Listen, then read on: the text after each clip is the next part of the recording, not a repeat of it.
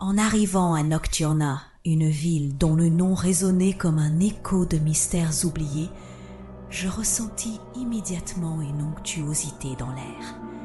Elle m'enveloppait comme une brume épaisse, chaque souffle semblant imprégné d'histoires inachevées.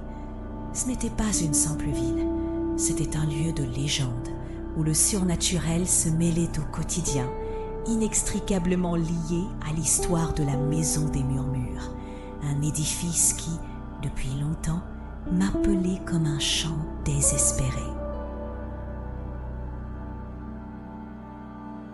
Avant même d'atteindre la maison, je pouvais sentir son ombre peser sur moi.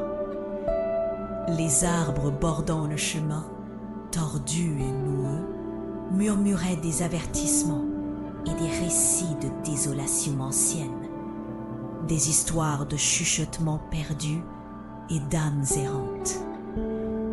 Au milieu de ce mélange d'angoisse et d'anticipation, mon cœur battait de manière irrégulière, mais une détermination brûlante me poussait en avant.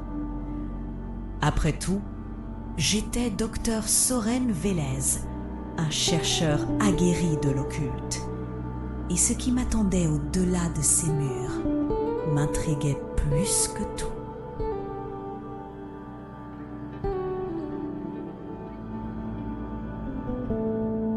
Je poussai la porte, qui s'ouvrit avec un grincement presque théâtral, comme si la maison elle-même était consciente de ma présence.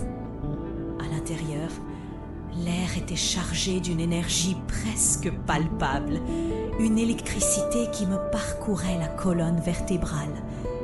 Une lumière se glissait timidement à travers les fissures des volets poussiéreux, illuminant des recoins soupçonnés d'avoir été oubliés par le temps.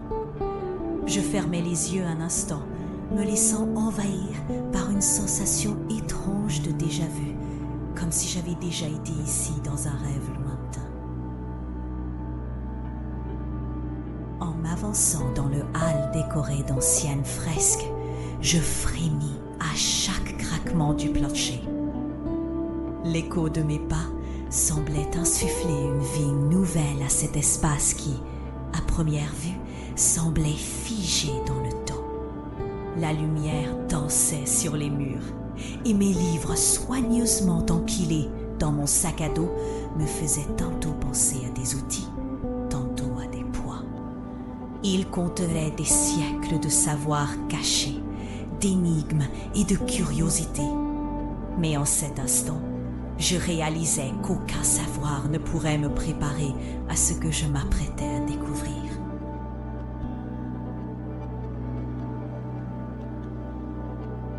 J'étais ici pour comprendre, pour percer les mystères de cette maison au passé tumultueux. Les rumeurs que j'avais entendues résonnaient encore dans ma tête. Des histoires de secrets enfouis et d'êtres tourmentés qui parcouraient les couloirs sombres. Des histoires de personnes tout aussi curieuses et naïves que moi, dont la quête de vérité s'était terminée en tragédie.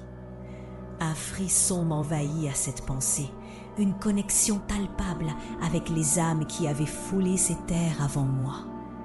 Qui était-elle et que cherchait-elle ?